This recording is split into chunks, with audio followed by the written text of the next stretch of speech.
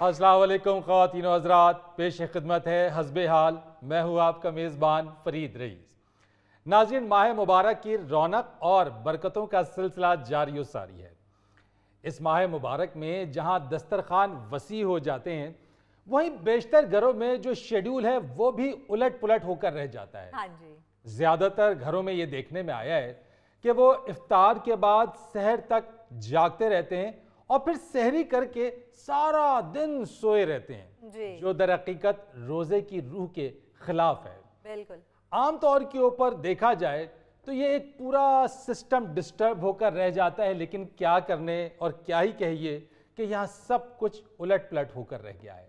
आइए आपको लिए चलते हैं कर्नल कुद्दूस के घर और देखते हैं कि वहाँ क्या हो रहा है। शरफू, आप आ भी जाओ, कहाँ मर गए हो? और क्यों इस वक्त उसे आवाजें दे रहे हो? आ गया जनाब, आ गया। ये किसके लिए लाए हो? भाईजान, मैंने मंगवाया, मेरी शुगर लो हो रही। दो जग तुमने अफ्तारी के वक्त पिए हैं पहले दूध के, शुगर तुम्हारी अभी तक अप नहीं हुई। आपकी नजर लगनी है मेरे भाई को। बिल्कुल नहीं नजर लगती इसे जब लगेगी करंट लगेगी। यानी मेरे सामने इसने अफ्तारी के वक्त कोई 2 जग दूध पिया है और शुगर अभी तक लो है। सहरी के वक्त भी माशाल्लाह इतनी खुराक खाता है और सारा दिन बेड पे उल्टा लेटा होता है, जैसे कराची साहिल के ऊपर किसी वक्त वेल मछली नहीं बाहर रेत पे आ जाती और आधा शहर कराची उसे देखने के लिए पहुंचा होता है। हाय हाय, देखे तो सही, मेरा भाई रोजे रख रख के कितना कमजोर हो गया है। ये हाथ दबाना। हाथ छोड़ दो बेटे जी, गला दबाओ गला। हाथ दबाने से इसका क्या बनना है? मैं हैरान होता हूँ इस शख्स पे कि इतना खा पी के भी ये कमजोर हो रहा है। वाह वाह वाह वाह।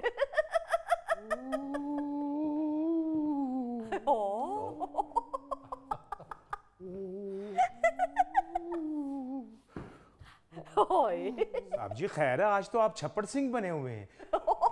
मेरा मतलब है कि गब्बर सिंह बने हुए हैं। मेरी कमजोरी है, मैं लेट पहुंचा हूं। तुम तो अफ्तारी से पहले क्या आए हुए हो? बाहर लेट पहुंचा हूं। अफ्तारी की बात नहीं कर रहा मैं, एडवेंचर। कुद्दूस, मुझे शक पड़ा, यानी कि डाउट हुआ मुझे इस चीज का कि आपके घर के पीछे चीता है। चीता? हाँ हाँ हाँ, मेरी कमजोरी एडवेंचर। मैंने फौरन एक्शन लिया और ऐसे गया लपक के आपके घर के पीछे। अच्छा, वो आपके हमसाया नहीं है पीछे, वो जिनका घर बन रहा है? हाँ हाँ, वहां खोता ईंटें उतार रहा था।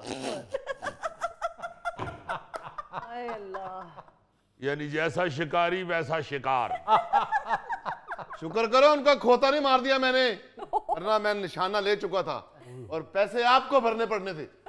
चलो दुर्रानी साहब, आपको गधे और चीते में कोई फर्क नजर नहीं आता? क्या फर्क है? उसके भी 2 कान है, उसके भी 2 कान है, उसके भी 2 आंखें, उसकी भी 2 आंखें, उसके भी दांत है, उसके भी दांत है, दोनों के 4-4 पांव है। अगर खोते पे आप कढ़ाई करवा देना तो वो चीते बन जाता है। चीते ने कोई एमए नहीं किया होता है, दोनों अनपढ़ हैं। और सियाने ऐसे ही नहीं कह गए कि चीते की अगाड़ी और खोते की पिछाड़ी से बचना चाहिए। और भाई वो ऑफिसर की अगाड़ी और घोड़े की पिछाड़ी से बचने का कहा है? कर्नल साहब, इतना तो आगे पीछे हो ही जाता है। शरफू जी, 1 गिलास और ले आओ। वो फ्रूट खत्म हो गया, कहें तो सादा पानी ले आऊं? बकवास बंद कर। नहीं, सादा पानी न लाओ, सर्फ मिला के ले आओ पानी में। ठीक है। कर्नल साहब, आपको जूस और सर्फ में पहचान ही नहीं है। तो फ्रूट खत्म हो गया वो बता रहा है, अब क्या किसी फर्नीचर का जूस निकाल के ले आए? भाईजान झूठ बोल रहे हैं शरफू, अभी 3 तरबूज मेरी चारपाई के नीचे पड़े हुए हैं। ओहो, बहन के घर रह रहे हो ना तो तरबूज का जूस पी रहे हो, अपने घर होते तो एप्पल का जूस पीते।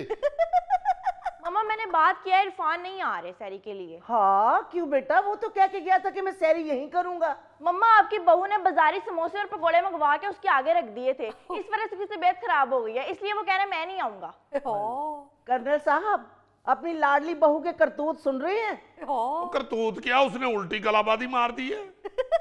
हद हो गई है, बाजार से अब चीजें घरों में आती हैं।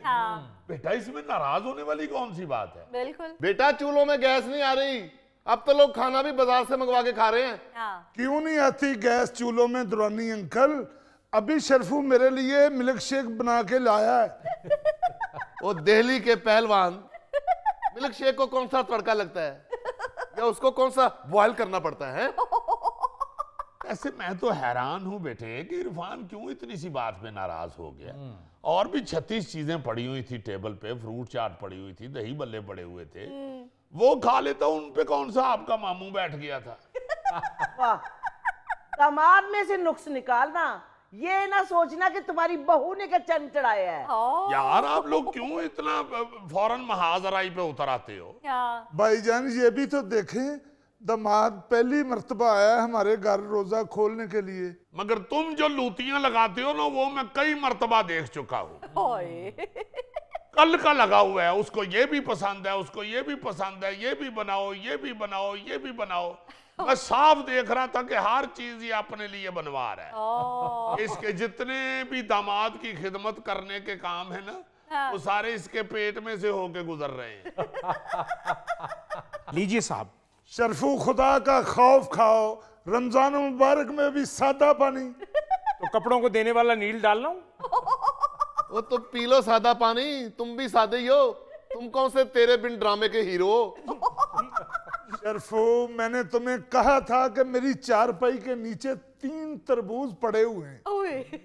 शर्फू जी, वो तीनों तरबूज पकड़ो और अब्दुल सलाम को पकड़ो और नहर में फेंकाओ। साहब जी नहर तो खुश्क है। तो फिर तरबूज रहने दो, खाली अब्दुल सलाम को फेंकाओ। यार फजूल गुफ्तगू ना लेके चल पड़ा करो बेटी, तुम मेरी इरफान से बात कराओ, मैं खुद उसको मना लेता हूँ। बाबा अब रहने दे, आपको पता उन्होंने मुझे कितनी बातें सुनाई है। अगर मुझे पता होता ना कि भाभी ने सब ये बाजारी मंगवा के उनके आगे रख देना है, तो मैं खुद पका लेती। बेटी इरफान को फोन करके बताओ ना कि सहरी में हरीसा, भिंडी गोश्त और नरगिसी कोफ्ते बने हुए हैं। अगर वो ना आए तो इन लोगों ने कब रखना है दस्तरखान पे ये सब कुछ। वाह, उसे दामाद की नहीं, उसे अपने मैदे की पड़ी हुई है। बुलाओ बेटा उसे फोन करके। बाबा अब रहने दें, वो कह रहे मैंने नहीं आना, उनकी बाजारी समोसे खा के तबीयत खराब हो गई है। बच्चे आजकल नाजुक हो गए हैं, एक समोसा खा के तबीयत खराब हो गई। बहन जी आप यकीन करें, नहीं आप नहीं करेंगे तो दोस्त तुम यकीन करना, बाले की रेडी पे खड़े होके 8-8 समोसे खा जाता था। 8 समोसे इकट्ठे ही मैंने प्लेट में डालने, ऊपर ही मीठी चटनी, ऊपर ही खट्टी चटनी, ऊपर ही चने और दही भी ऊपर ही यार, और चमची के साथ सारा कुछ रगड़ के सुरमा बनाते थे सर। और तुम्हें क्या पता है 2 कोने वाला समोसा खाने वाले, तुम्हें क्या पता 8 समोसों के ऊपर चने डाले हो और ऊपर ही चटनी। दुरानी अंकल की बातों से मुझे फिर भूख लग गई है। शर्फू जल्दी से जाओ, तरबूज का जूस निकाल के लाओ। जी बेटे। गलती हो गई है, अब दामाद आएगा ना, अफ्तारी और सहरी मैं खुद बनाऊंगी। मामा कल भी आपको अफ्तारी खुद बनानी पड़ेगी। वजह? अम्मा मेरे एक दोस्त की तरफ दावत है, मैं और पिंकी वहां पे रोजा खोलने जा रहे हैं बाबा। अच्छा तो कोई बात नहीं, वो तो कह रही है कि मैं खुद बनाऊंगी। देखा इन दोनों की चालाकी, पता है कि घर में बेटी आई हुई है तो उन्होंने बाहर दोस्तों के साथ अफ्तारी रख ली है। मामा सनी के दोस्त कितने दिनों से कह रहे थे, फिर कल के लिए सनी ने हाँ कर दी। हाँ तुम ही नहीं कहा होगा, क्योंकि तुम्हारे कहने पे तो वो फैसले करता है। खुद भी करता है वो फैसले, मैंने कोई बच्ची टोट बटोट से नहीं ब्याही हुई। इसलिए हर बात पे लड़ाई डाल लेती हो तुम, क्या हो गया है? अगर वो जा रहे हैं बच्चे तो जाने दो। बाकी लोग को घर में लूले लंगड़े तो नहीं है ना। तुम खुद ही तो कह रही हो कि मैं तैयारी कर लूंगी, बेटी भी आई हुई है, वो बगाने घर में तो नहीं आई हुई। वो जो बैठा हुआ है, जो अब 18वां गिलास पी रहा है मिल्क शेक का, उसको साथ मिला लेना, अफ्तारी तैयार कर दी है ना। या कोई टैंक लेके लड़ने के लिए तो नहीं जाना। वैसे सॉरी बाबा, जितना मामू खाते हैं इनकी इफ्तारी का सामान टैंक में ही लाना चाहिए। पिंकी को किचन में आके कह रहे थे, एक हाथ से छोटी छोटी कचौरियां बनाती हो, भला दोनों हाथों से बड़ी बड़ी बनाओ। हाँ आपी इस घर में सब ने मेरे पे ही नजर रखी हुई है, कल से मैं मस्जिद में रोजा इफ्तार करूंगा। लीजिए मामू। और मैंने तुम्हें कहा था तरबूज का जूस निकाल के लेके आओ। ये तरबूज का ही जूस है, तरबूज सफेद निकल आया। छोड़ दो तुम ना, सफेद सुर्ख देखा करो, पियो पियो। और मामू आपके दोस्त का फोन आया था कि मस्जिद में जल्दी आ जाया करो अफ्तारी के लिए, वरना हम जिम्मेवार ना होंगे। क्या मतलब, ये तो घर में अफ्तारी करता है? जी जी, अफ्तारी घर में ही करते हैं, लेकिन 2 दोस्त इन्होंने मस्जिद में भी बिठाए हुए होते हैं जो इनके हिस्से की अफ्तारी निकाल लेते हैं। जब ये नमाज पढ़ने जाते हैं तो नमाज पढ़ने से पहले अपना हिस्सा खा के फिर नमाज पढ़ते हैं। हद हो गई है, सारे मेरे भाई का एहतसाब कर रहे हैं, ये नहीं पूछ रहे कि दामाद क्यों नाराज हो गया है। वैसे मैं हैरान हो रहा हूँ, अच्छी भली पढ़ी लिखी फैमिली है आप लोगों की, और इतनी मामूली बातों पर आप लोग झगड़ा कर रहे हैं। आपका दामाद नाराज हो क्यों गया आखिर? बिल्कुल भाई, घर में बाजार की 1-2 आइटम्स आ ही जाती हैं जी। उसे अगर नहीं पसंद तो वो घर की बनी हुई चीजें खा ले, इसमें कौन सी बड़ी बात है? हाँ जी। फरीद साहब आप यकीन करें, वो कभी भी बच्चा नाराज नहीं होता। वो इतना अच्छा बच्चा है ना, यही कोई तीली लगाती है तो वो नाराज हो जाता है। मेरी बच्ची तीली लगाती है? आपका दामाद है या सेबे वाला बम्ब है? अब्बू आप यकीन करें, मैंने इरफान भाई के लिए खास अफ्तारी की लिस्ट तैयार की थी, पर गैस ही चली गई।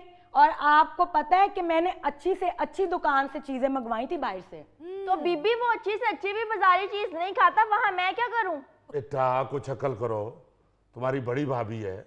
बाबा आए दिन तो ये होटलिंग करते हैं, वो अपनी व्हाट्सएप पे उसका स्टेटस भी लगाता है, उस वक्त इसको बाजारी चीजें बुरी नहीं लगती। वाह बेटा वाह, बोल अपनी बीवी की जुबान। बहना आप ना बोलें, फिर भाईजान का और आपका झगड़ा शुरू हो जाता है। हाँ जी हाँ जी, और उसकी रोटी लेट हो जाती है। शरफू जी, अगर तरबूज फीका निकल आया था तो इसमें 2 चम्मच चीनी के डाल लेते। लाए मैं दूसरा बना लाता हूँ। ये तो मैं पी जाऊंगा जैसे तैसे, अगला गिलास फीका ना लाना। वाह, पी जाऊंगा मैं तो दरिया हूं, समंदर में उतर जाऊंगा। सही कह रहे हो, ये समंदर भी पी जाने वाला जवान है। अब आप ठीक कह रहे हैं, एक दिन आप घर पे नहीं थे तो स्ट्रा ला के ये सिंदरी का पानी पीने लगे थे। मैंने कहा मामू ये सिंदरी है, समंदर का पानी है। कहते नहीं बेटा मुझे भी पता ये समंदर का पानी है, मगर इसमें किसी ने लाल शरबत डाला हुआ है। अबे ओ नलायक, वो तो मैं सेल्फी बना रहा था सिनरी के साथ दोस्त को सेंड करने के लिए। तुम तो अपनी बकवास बंद करो, आप तो अपने दामाद को फोन करें, वो नाराज हुआ है। वो बहन जी क्यों फिक्र कर रहे हैं, दामाद नाराज हुआ है, कोई IMF नाराज नहीं हुआ। ये छोटे मोटे घरों में खड़ाक होते रहते हैं। तरफू, ये अंदर देखो काय का शोर है, बिल्ली तो नहीं घुस आई? नहीं, ये बिल्ली नहीं, ये चीता है। और वो ही चीता है। चीते के चक्कर में मासूम बिल्ली ना मार दीजिएगा। और देखो इसको दुरानी को, इसकी भी मत मारी हुई है। अस्सलाम वालेकुम बाबा। वालेकुम सलाम। आओ। क्या हाल है भाई, बैठो, आओ आओ आओ। बिस्मिल्लाह बिस्मिल्लाह। इरफान साहब ठीक हैं आप? जी अल्हम्दुलिल्लाह। ओ यार माफी चाहते हैं, हमने सुना तुम नाराज हो गए हो। नहीं मैं तो नाराज नहीं हुआ। किसने कहा? ये आयदा बता रही थी कि पता नहीं वो समोसों की वजह से पेट खराब हो गया। नहीं वो छोटी मोटी गड़बड़ हुई थी, लेकिन अब मैं ठीक हूँ। नाराजगी किस बात की? ये देखिए इनकी गैर मौजूदगी में कुद्दूस साहब और इनकी पूरी फैमिली ने बात का ऐसा बतंगड़ बनाया कि पूरा जंग का नक्शा खींच दिया। बस फरीद साहब, अम्मा तो खाम खा परेशान हो जाती हैं, वरना इरफान भाई हमसे बड़ा प्यार करते हैं और हम इनसे बड़ा प्यार करते हैं। जिस दिन भी घर में इनके लिए कुछ पकना हो, मैं तो कीमे का स्पेशल दोबारा कीमा करवाता हूँ, क्योंकि इनके गले में फंस ना जाए। ओ इरफान बेटा, मुझे पिंकी ने बताया कि दामाद साहब आ गए। जी जी अंकल बैठे। कैसे हैं आप, खैरियत है? मैं ठीक हूँ बेटा। फरीद साहब, आपने देखा किस बच्चे की खुराक पे लड़ाई हो रही थी? जी देखा है मैंने। तो फिर आप ब्रेक क्यों नहीं ले रहे? वैसे माफ कीजिएगा, ब्रेक तो मुझे उस वक्त ले लेनी चाहिए थी जब आपने गधे को चीता समझ लिया था। नाज़रीन, यहाँ वक्त हुआ एक छोटे से ब्रेक का। खजाना खाली देकर तुम चूहे दौड़ा था खजाने के अंदर। जरा 1 मिनट ठहर जाए, मैं आपको बता दूं। आप कप तो मैं भी मार दूं, इसमें आधी चाय पड़ी है। नहीं तो चाय पी के मारे ना, आप मारे जरूर। बैठे आप।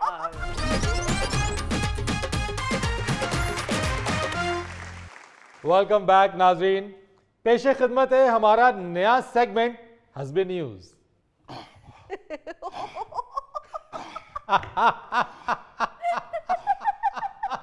अस्सलाम वालेकुम नाजरीन, आपके पसंदीदा टॉक शो हस्बे न्यूज के साथ मैं हूं आपका अपना मेजबान अजीजी। अरे अरे अरे एक मिनट एंकर साहब, इतने जज्बाती क्यों हो रहे हैं? आराम से, हो क्या गया? आई जी, मुझे प्रोड्यूसर साहब ने कहा कि काम चौक के रखना है। क्या मतलब? मैनू ही नहीं सी पता लगा इसका की मतलब है। मैं तो घर जाके अपना सारा घर का सामान चौक के छत पे ले गया। आके मैंने प्रोड्यूसर साहब को बताया कि काम चौका है। उन्होंने कहा भाई जी घर नहीं काम चुकना, इथे आके स्टूडियो के अंदर काम चौक के रखना है। अच्छा। अब जरा बीच में ना बोले, आपकी बड़ी मेहरबानी। नाजरीन, आज की गर्मा गर्म खबर यह है कि IMF के साथ स्टाफ लेवल पे मुआहदा तय आ गया है। इस पर बात करने के लिए हमारे हुकूमती तर्जुमान जनाब मोहतरम हरगल ठीक साहब तशरीफ फरमा हैं और अपोजिशन के तर्जुमान जनाब हरगल गलत साहब भी तशरीफ फरमा है। इसके साथ साथ हमारे हर चीज पर नजर रखने वाले सीनियर तजियाकार जनाब हरफन मौला साहब भी बैठे हुए हैं। और नाजरीन, एक हुकूमती इत्तेहादी पार्टी के तर्जुमान मैडम दिया सलाई भी आज हमारे स्टूडियो में मौजूद हैं। मैडम दिया सलाई? जी हाँ, गुफ्तगू को आग लगाने के लिए जरूरी होता है एक कदी मैडम दिया सलाई भी बैठाई जाए। नाजरीन, गुफ्तगू का आगाज करते हैं। जी, आप हुकूमती तर्जुमान हैं, क्या कहेंगे इस अपना मुआहदे के ऊपर? जी मुबारक हो, बहुत बड़ी कामयाबी है ये IMF के साथ हमारा मुआहदा। IMF ने हमारी मुआशी पॉलिसियों को देखते हुए अगली बात ही नहीं की और अपने बटुए खोल के हमारे आगे कर दिए जनाब। और मुखालफीन ने IMF को खत लिख लिख के अमेरिका में जल से जुलूस कर करके ये रंग में भंग डालने की कोशिश की है जनाब। आपका मौकफ आ गया, मगर मैं आपको अर्ज करता हूं कि मेरे शो में आप भंग के लफ्ज से परहेज करें। जरा इन लोगों की ज़हनियत देखिए अजीजी साहब, खैरात मिलने पर खुशियां मना रहे हैं, हालांकि ये शर्म की बात है। हालांकि हम मजीद कर्जे में जकड़े गए हैं, इस दलदल में फंस गए हैं। आपने हमें दलदल में फंसा दिया है। इन्होंने जो IMF से पैसा लिया था वो कर्जा था, वो कोई 92 वाले वर्ल्ड कप का इनाम नहीं था। इन्होंने कोई IMF के सामने 72 घंटे साइकिल नहीं थे चलाए। इन्होंने कोई IMF के सामने नासों से गट्टू निकाल के नहीं दिखाए और इन्होंने कोई 15 मिनट में 3 किलो जलेबियां नहीं खा के दिखाई। कर्जा लेना इसलिए हो जाता है, कोई लोग खजाना भर के नहीं गए थे। एक मिनट समझ गए, तुम लोगों की वजह से हमने कर्जा कब उठाएंगे तुम्हारे आपको तो मैं भी मार दूं। हटो आगे से, हटो। ये गलत बात है, ये गलत बात है। खजान बना लिया। एक मिनट, खजाना खाली देकर तुम चूहे दौड़े थे खजाने के अंदर। जरा एक मिनट ठहर जाए, मैं आपको बता दूं। आप कप तो मैं भी मार दूं, इसमें आधी चाय पड़ी है। नहीं तो चाय पी के मारे ना, आप मारे जरूर। बैठे आप एक मिनट। तो यार एंकर साहब क्या फजूल टॉक शो कर रहे हैं यार आप? ओह माय गॉड, मेरा ख्याल है आप सोशल मीडिया वॉच नहीं करते। मैं देखता हूँ भाई जी, सोशल मीडिया पे इसी तरह की चीजें वायरल होती हैं। यार हद हो गई है, ये आप टॉक शो कर रहे हैं? नहीं नहीं, मैं तो वायरल हो रहा हूँ। जी, आप इस बारे में क्या कहती हैं मैडम दिया सलाई? देखें जी, आपको मालूम है हर पाकिस्तानी के ऊपर इस वक्त 2.5 लाख रुपया कर्जा है। आप 2.5 लाख रुपए के मकरूज हैं अजीजी साहब। आशान साहब, आपने तो कहा था कि आपको पैसे मिलेंगे, तो उल्टा मेरे पे कर्जा चढ़ गया है। एंकर साहब अपनी सीट संभाले, यहाँ कहाँ आ गए? आपकी मेहरबानी, आप खुदा के वास्ते गुफ्तगू करें, मुझे टेंशन ना दे। सिर्फ इन लोगों की वजह से हर बंदा 2.5 लाख का इन लोगों की वजह से। मैं तुम्हें बता दूं, मैं एहतजाज करेंगे, हम सड़कों पर आएंगे, हम तुम्हें बताएंगे कि हम कौन है। और तुम लोगों ने सड़कों पर रहना ही सीखा है। सड़क ही तुम्हारी जिंदगी है, सड़क ही तुम्हारा सारा कुछ है। खामोश। ओए अमन करो मियां वाली। मेरा ख्याल है आप लोग मुझसे ज्यादा वायरल होना चाह रहे हैं। आप प्लीज तशरीफ रखें, आपकी मेहरबानी। उसे कहो अपनी जुबान में अपने मुंह के अंदर रखे। जिसका मुंह छोटा है जुबान नहीं मुंह में पूरी आ रही। एक मिनट पाजी, कोई बात साहब, आपने हमें इस प्रोग्राम में सिर्फ ये अपोजिशन के हाथों रुसवा करने के लिए बुलवाया है। एक मिनट, और भी मेहमान आए हुए हैं, उनको भी बोलने का मौका देना चाहिए। जनाब सीनियर तजियाकार हमारे पास मौजूद हैं, मोहतरम हरफन मौला साहब। जी सर, आप इसके बारे में क्या कहेंगे? जी चाय छोड़ दूं? एक घूंट रह गई है, अब बताएं क्या बात? ये जो IMF के साथ स्टाफ लेवल पे मुआहदा हो गया है हमारी मौजूदा हुकूमत का, इस बारे में आप क्या फरमाते हैं? देखिए अजीजी साहब, मैं गली मोहल्ले से लेकर हुकूमती ऐवानों तक कमर दर्द के तेल की कीमत से लेकर आलमी मंडी के तेल की कीमत तक नजर रखता हूं। देखिए मैं मोहल्ले में कमेटियां डालने वाली फफे कुटन माई को भी जानता हूं और आलमी फफे कुटन माई IMF को भी जानता हूं।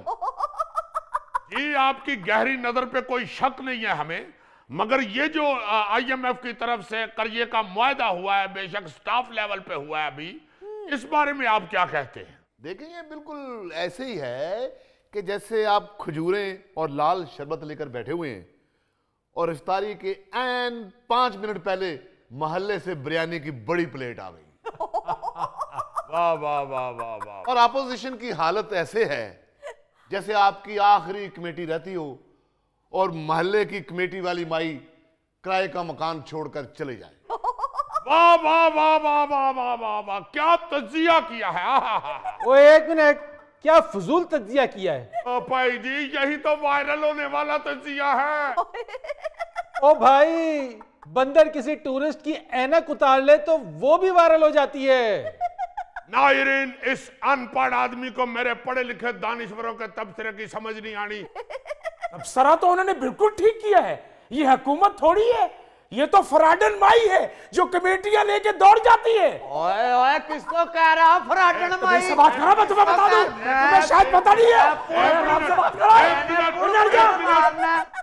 नाज़रीन, यहाँ वक्त हुआ एक छोटे से ब्रेक का। मैंने 3G की बजाय 4G करवाया हुआ, फिर भी नहीं सही। वो कहता गल सुन, जिंदगी अच्छी गुजारनी है ना तो दफा कर 3G 4G 5G, सिर्फ बेगम जी याद कर।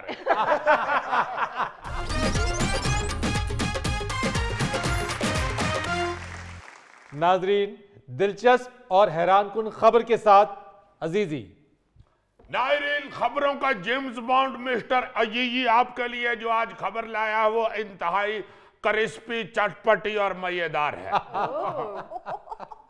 लिखते हैं कि अफ्तारी की तैयारी पर मियां बीवी में झगड़ा। अच्छा। बात हाथापाई तक पहुंच गई। बीवी ने गुस्से में पकौड़ों वाला गरम गरम तेल खामद पर उल्टा दिया। अजीजी, तेल बहुत गर्म था क्या? यार शाबाश भाई, तुमने खबर का मेन किरदार ये कोई बना दिया है। रिएक्ट तुम ऐसे कर रहे हो जैसे तेल तुम पे उल्टा दिया उसने। वैसे मैं माफी चाहता हूँ, आप कौन सा घर में टीपू सुल्तान बन के फिर रहे हो? अपनी कहानी मुझ पे ना डालो अजीजी। ये फरीद सियानी का आप लोगों ने लतीफा नहीं सुना हुआ? वो कौन सा जी? एक दिन परजाई ने कहा ना कि ये पकड़ो 50 रुपए, जाके टमाटर लाओ। अच्छा। और ये लो 50 रुपए, साथ प्याज लाओ। अच्छा। तो आधे को घंटे बाद वापस आके परजाई को कहते हैं कि मैं माफी चाहता हूँ, वो प्याज वाले 50 कौन से थे? वाह वाह, क्या आला ताबेदारी की। वाह वाह वाह वाह। मैंने कहा यार तुम किसी 50 के भी टमाटर ले लो, किसी के भी प्याज ले लो। कहता नहीं, जो तुम्हारी परजाई कहे मैं वही करता। अब बाद में फिर मैं 50 रुपए लेके लिख कर जाता था कि 50 टमाटर वाले कौन से और 50 दूसरे कौन से। वाह, अब कॉपी पेंसिल पास रखता है। वैसे मैं ईमान से इस बात पे बड़ा हैरान होता हूँ। अच्छा जी। कि आज तक हमारे मुआशरे के अंदर से ये बात ही नहीं जा रही। हाँ। कि मियाँ बीवी के घर के काम करने में जो झगड़ा है, हाँ जी, हाँ जी। ये क्या फजूल बात है। आप देखें बाहर के मुआशरे में, यूरोप चले जाएं या कहीं भी, जी ये तो जाता ही रहता है। हाँ जी। आप लोग भी अगर किसी वक्त जाएं बस पे बैठ के, तो यार बस पे बैठ के कौन जाता है यूरोप? और अपने दानिश्वरों को जहाज में बिठा के तो एयरलाइन बंद करा लो। मेरा मतलब है बाहर जाके आप देखें तो मियाँ बीवी दोनों काम कर रहे होते हैं। जी बिल्कुल। हमने तो जब भी कहीं जाके देखा है, कहीं गए हैं बाहर किसी भैन भरा के घर, दोस्त के घर, तो बेगम भी काम कर रही होती है। हाँ। और खामद उससे ज्यादा तगो दो से काम कर रहा होता है। बिल्कुल ऐसी है। मेरा मतलब है ये कौन सी को बुरी बात है? यहाँ इसी बात पे झगड़ा नहीं खत्म होता कि मैं बच्चे संभू या हांडी रोटी करूं, तुम कर लो हांडी रोटी या फिर तुम बच्चे संभाल लो। अगर मैं सफाइयां कर रही हूँ तो तुम कपड़े नहीं धो रहे, तुम्हारे कितने नखरे हैं। मैंने तो ईमान से ऐसी ऐसी हैरान कुन बातें सुनी हैं। एक मेरा दोस्त कह रहा है कि यार तेरी भरजाई के साथ मेरा रोज इस बात पे झगड़ा होता है। कहती है जी मुझे मेकअप के पैसे दो, अच्छा ब्यूटी पार्लर के पैसे दो, मैंने शादी पे जाना है। यार ब्यूटी पार्लर के बगैर भी शादी पे जाया जा सकता है। फिर उसको मैंने समझाया। अच्छा मैं क्या गल सुन, सियाने कहंदे ने कि अलादीन दा चिराग ते मेकअप वाली बीवी, अच्छा दोवें रगड़ो तो विचों जिन निकल आउंदा है। क्या पुट्ठे मशवरे दे रहे हो उसको अजीजी? उसको समझाना भी तो है ना। ये कौन सा समझाना है यार? वो मेकअप अगर कर रही है तो खामद के लिए ही कर रही है ना, कि खामद को मैं शयादी लगूं। तो पैसे भी तो खाविंद से लेगी ना फिर। तो ठीक है, फिर चंगे कमां च पैसे तो लगदे ही ने ना दियो फिर पैसे। खवातीन खुश होती हैं कि खामद जो है वो भी घर के काम करता है। जैसे एक बड़ी बात मशहूर है ना कि खामद ने बीवी से पूछा ना कि तुमने कैसे मेरे साथ शादी के लिए हाँ कर दी थी। अच्छा बीवी कहती है असल में मैंने जब आपको पहली दफा देखा था ना बालकोनी से, तो आप बर्तन मांज रहे थे। ओ अजीजी उसका तो पता कर लो जिसके ऊपर गरम गरम तेल पड़ा है। देखो यार गरम गरम तेल उस बंदे पे डाल दिया। और क्या ठंडा करके डालती। यही मैं बताने वाला था कि मेरे पे भी तेल डालती है आपकी भाभी, लेकिन सरसों का ठंडा। नीचे मुझे बिठा लेती है, ला जूती लेती है। यार वो खुद मूड पे बैठती है। अच्छा और सर की मालिश करती है, ढिम ढिम ढिम। नीचे बैठा के दे सिर पे तेल डाल। गौरी सच्चा है। एक दिन भरजाई सिर च तेल पान डई सी ते एक माई कोलों दी लंगी कहंदी भैणा अचार पाउंड नहीं है।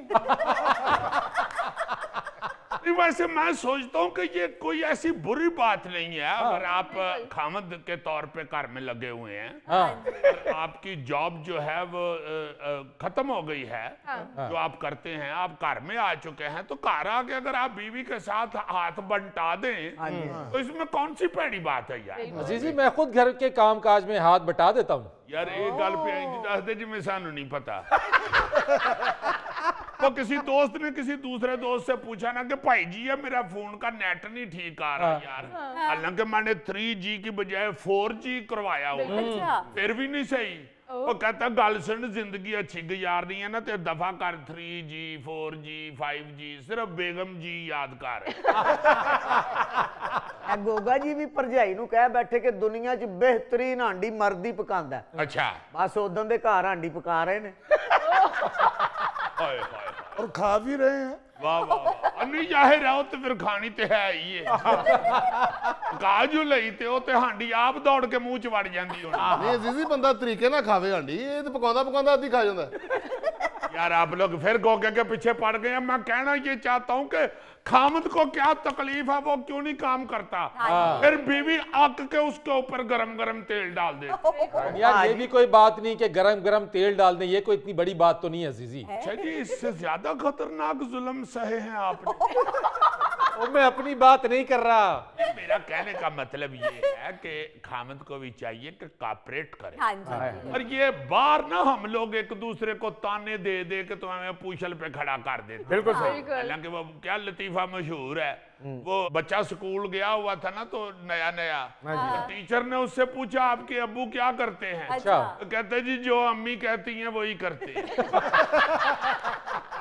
ये तो हर घर में ये स्यापा है। तो क्यों आप किसी के ताने या किसी के मेहने सुन के तो घर जाके लड़ पड़े? अगर बेगम कह रही है कि उठ के पकौड़े तल तो तल ले, हुण चंगा रही है जो आप तले आ गए। अच्छा वो इसलिए तला गया है कि वो पकोड़े नहीं तल रहा था। और क्या तफसील पढ़ो जरा, खबर की तुम्हें बड़ी हंसी आएगी। वो बेचारी कह रही है कि मैं हांडी पका रही हूँ तो तुम जरा पकौड़े तल लो, घुग्गू बजने वाला है। ऐसा हो घुग्गू है उन्हें सुनी ही नहीं। अजीजी मुजफ्फर हम सब में से अच्छा रहता है। अच्छा जी। जब भी भाभी को कहता ना कि मैं आपके साथ हाथ बढ़ाऊं खाने पकाने में, अच्छा वो कहती नहीं जाए आप गेम खेलें। भाभी ते दे नाल इन्ना प्यार करदी हले तक इहनूं बिब बन के ते दलिया खवांदी। नाज़रीन, यहाँ लेते हैं एक छोटा सा ब्रेक। हम सारे बैठे ये सोच रहे थे जी यार हम कहीं लाइन में बैठे हुए पागल तो नहीं लगते। नहीं, इधर से तो दानिश्वर लग रहे, उधर से पागल लग रहे होंगे।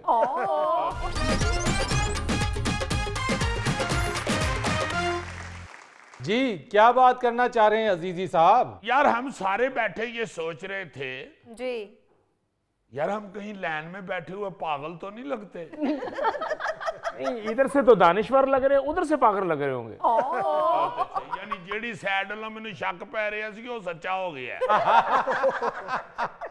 फरीद सियाना साहब, फरीद रईस यार, फरीद रईस। फरीद रईस साहब, हम ये बात कर रहे थे कि देखो इनकम टैक्स जो है हमारे मुल्क के अंदर जी हुकूमतों से वही नहीं लिया जा रहा।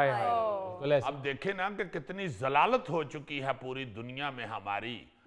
ये कर्जा जो भीख की शक्ल इख्तियार कर चुका है अब, हाँ जी, इस हवाले से हम कितने यलील हो रहे हैं, मगर उसके बावजूद हम नहीं तैयार कि भाई हम अपना बंदोबस्त कोई खुद कर ले। जी जी भाई यहाँ पे कोई थोड़े अमीर लोग तो नहीं रहते, हाँ जी, भाई हजारों अरबपति लोग रहते हैं, फिर लाखों ऐसे हैं जो करोड़पति हैं। बिल्कुल। फिर मैं समझता हूं कि लाखपति तो यहाँ पे अब करोड़ों में है। तो क्यों नहीं हमारा मुल्क अपना खुद कफील हो रहा, क्यों हम फिर मंगड़े जा पहुंचते हैं। मैं कह रहा था कि एक बड़े प्यारे होते थे इनकम टैक्स अफसर, रिटायर हो चुके हैं, बड़े नेक आदमी अब्दुल रऊफ साहब। तो हमारे एक इनकम टैक्स के अफसर दोस्त हैं, भाई हैं बड़े, वो तो मेरे सखी सरवर साहब, उनके वो दोस्त थे अब्दुल रऊफ साहब। तो उनसे मुलाकात एक दफा हुई, मुझे याद है बड़ी अच्छी तरह, यही बात हुई। तो उन्होंने कहा कि गल ये कि असी इनकम टैक्स लेना ही नहीं चाहते, देना तो लोग चाहते हैं, हम नहीं लेना चाहते। मैंने कहा जी क्या मतलब? कहते हैं खुद हम तरीके बताते हैं कि किस तरह इनकम टैक्स से बच जाएं आप लोग। जो स्टाफ है इनकम टैक्स के महकमे का वो बताता है, वो मशवरे देता है। हमारे जो इनकम टैक्स के वकील होते हैं वो ये बताते हैं कि कोई जरूरत नहीं है आपको टैक्स देने की, क्योंकि वो तो खैर कारी दुनिया में ऐसा है कि किस तरह टैक्स बचाया जाए। अच्छा, उस हवाले से मेरे एक बड़े ही प्यारे बड़े अक्लमंद दोस्त हैं, माशाल्लाह बड़ा शऊर रखते हैं, वो कह रहे थे कि यार बड़ा ही आसान तरीका है जी। अच्छा, इस मुल्क के अंदर आप सिर्फ ये शर्त रख दें कि जिस बंदे ने पासपोर्ट बनवाना है ना, वो इनकम टैक्स पे ही होना चाहिए। बेहतरीन बात है कि पासपोर्ट सिर्फ उसी का बनेगा जो इनकम टैक्स देता है। जबरदस्त। दूसरा उसका बनेगा जिसको वर्क परमिट मिला है, बाहर किसी की कोई जॉब मिली है, उसका कोई वर्क परमिट आया है, तो उस वर्क परमिट के बेस के ऊपर पासपोर्ट बनना चाहिए। एक दूसरा जो इनकम टैक्स पे कर रहा है, सही तमाम हो गया सारा। हाँ, वो कहते हैं वरना आप देखें कि ये जो डंकियां लग रही हैं और पता नहीं क्या क्या हो रहा है और फ्रॉड और ये वो, और गरीब लोग बेचारे अपने प्लाट बेच के, जेवर माओ बहनों के बेच के तो बाहर जाते हैं। हाँ जी। वो सारा कुछ कितना कुछ ही खत्म हो जाएगा। बिल्कुल। और इनकम टैक्स भी आपका बेहतरीन इकट्ठा होना शुरू हो जाएगा। तो उस हवाले से मेरा ख्याल है ये बहुत अच्छी तजवीज है कि पासपोर्ट उसी का बनाया जाए जो इनकम टैक्स पे करता है। अजीजी, मैं एक बात सोच रहा था तुम्हारी इस बात को सुन के, इस पर अमल दरामद कौन कराएगा? अच्छा अजीजी, ये पासपोर्ट पहले हर एक किसी का नहीं बनता था? नहीं जी नहीं, तेरे वर्गा बंदा तो पासपोर्ट बनवान जाता ही तो फड़ के अंदर दे देंगे। क्या फजूल बात कर रहे हो यार। यार आप ये सुन के हैरान होंगे कि आज के दौर में पासपोर्ट ही दुनिया देखने की कुंजी समझा जाता है। हाँ बिल्कुल। मगर कोई 20वीं सदी के शुरू तक, यानी आज से कोई लगभग 100 साल पहले तक जी जी, लोग कई मुल्कों में बगैर पासपोर्ट के और वीजे के आ जा सकते थे। अच्छा। हाँ, ये जदीद दुनिया का जो पहला पासपोर्ट है ना, जी जी, ये 1914 में जारी हुआ था। जी सर, ये कल की बात है, क्योंकि उस वक्त पहली जंगे अजीम जो है, आलमी जंग, जी जी, उसके हालात बन रहे थे, तो कई मुल्कों ने जासूसों को रोकने के लिए पासपोर्ट बनाने का आगाज कर दिया। अच्छा, जबकि वीजे की मौजूदा शक्ल दूसरी जंगे अजीम यानी 1944 के बाद बनी है। हाँ, किताबों में तो दूसरे मुल्कों में दाखिल होने के लिए इजाजतनामे का जिक्र पाया जाता है, मतलब लोग इधर उधर इजाजत लेके ही जाते थे। आज से 100 साल पहले मुल्कों की तादाद वैसे ही बहुत कम थी जी बिल्कुल। मिसाल के तौर पे मशरकी वस्ता का बड़ा हिस्सा एक ही सल्तनत यानी सल्तनत उस्मानिया में आता था। अजीजी आधी दुनिया पर तो बरतानिया की हुकूमत थी। बिल्कुल। और फिर अमेरिका और ऑस्ट्रेलिया वैसे ही इतने दूर थे कि वहां जाना ही बहुत मुश्किल था। जी जी। इसलिए लोग करीब करीब के इलाकों में आसानी से एक जगह से दूसरी जगह चले जाते, लेकिन किसी भी शख्स के लिए मुमकिन नहीं था कि दूसरे मुल्क के बादशाह की मर्जी के बगैर उसके मुल्क में दाखिल हो सके। ये सबसे पहले बरतानिया में लफ्ज पासपोर्ट का इस्तेमाल शुरू हुआ था। अच्छा। यानी पास का मतलब तो गुजरना है, हाँ जी। जबकि पोर्ट अंग्रेजी में बंदरगाह को कहते हैं। हाँ जी, बिल्कुल। पासपोर्ट की जदीद शक्ल जो है ना, ये 1914 में सामने आई जब बरतानिया ने पासपोर्ट जारी करना शुरू किया। और ये पासपोर्ट एक सफे का होता था। अच्छा। हाँ जी, हाँ जी। और उसकी 8 तहें लगी होती थी। अच्छा। और कागज के पीछे गत्ता लगा होता था कि कागज कहीं फाट ना जाए। जिस तरह वो कभी पुराना लाइसेंस हुआ करता था। अल्लाह तेरी खैर करे। देखो पुरानी बंदूक हर चीज जानती है। तो ये पासपोर्ट शुरू है, कोई ज्यादा अरसा नहीं हुआ, हाँ जी। शुरू हो गया, तो हमें भी चाहिए कि इसका कोई ऐसा कानून कायदा बनाएं कि जिससे मुल्क को नुकसान ना हो। बिल्कुल सही। अजीज ज्यादा अरसा क्यों नहीं हुआ? 110 साल हो गए यार अब हमारी जितनी उम्रें हो गई हैं 110 साल साढ़े हंसते तो थोड़ा अरसा ही है। माशाल्लाह मुझे अच्छी तरह याद है जब गौरी स्कूल पढ़ता था ना, उस वक्त कां गुलाबी रंग के होते थे। अजीज थैला जब छोटा था ना, अब क्या कहें, अब भी छोटा ही है। वैसे तुम एक्टर्स को एक फायदा ये होता है कि मेकअप शेकअप करके पता नहीं चलने देते हो कि उम्र कितनी है। जी बेटे।